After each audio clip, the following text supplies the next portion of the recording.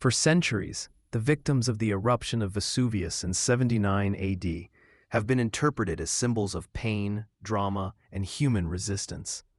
In the plaster molds of Pompeii, we see bodies in a fetal attitude, faces covered with hands, embraces frozen in time.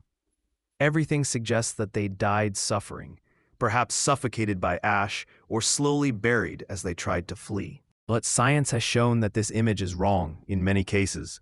They died instantly, struck by such brutal heat that their bodies were petrified in life.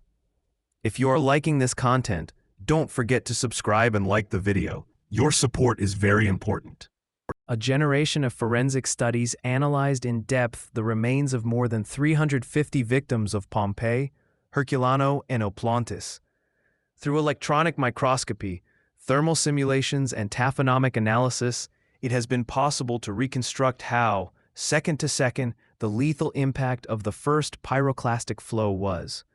The story that has emerged is much more violent and revealing than any artistic recreation. In many cases, the death was immediate. The heat killed before the ash. In Herculano, the victims were hit by the first fiery wave of the volcano, a lethal mixture of gases and heat that reached temperatures between 500 and 600 degrees Celsius. These people died in less than a second, without time to react. Their bodies remained in natural positions, as if time had stopped just before the next movement. This phenomenon, known as thermal shock fulminant, has been confirmed in multiple skeletal remains. Studies show fractures in long bones and internal carbonization of the skull, something impossible if they had died of asphyxiation. In Pompeii, the classical interpretation spoke of asphyxiation by toxic gases. However, analysis revealed that the main cause was also extreme heat, although with less intensity than in Herculaneum. Pompeii's victims were reached by secondary flows, with temperatures between 250 and 300 degrees Celsius. More recent research shows that some victims survived the early stages of the eruption and died hours later from asphyxiation. When the hot pyroclastic waves reached their bodies, they were already dead. Vesuvius did not offer an equal death. The catastrophe killed in different ways depending on the place and the time. In Oplontis, the impact was just as lethal.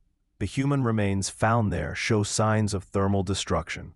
The most disturbing thing is that the indoors also died instantly, demonstrating that no shelter offered real protection against the burning wave of Vesuvius.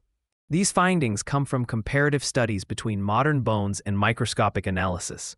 The results coincide with the skeletons of the Vesuvius victims, confirming that they were exposed to sufficient temperatures to vaporize muscles and internal organs.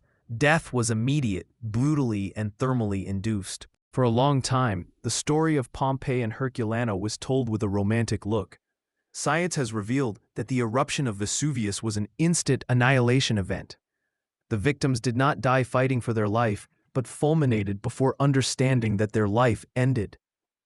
Thanks to these investigations, the cities of Vesuvius have become natural laboratories of forensic archaeology. Each new finding changes our way of seeing the past, not as picturesque myths, but as the real history of concrete people trapped in a catastrophe.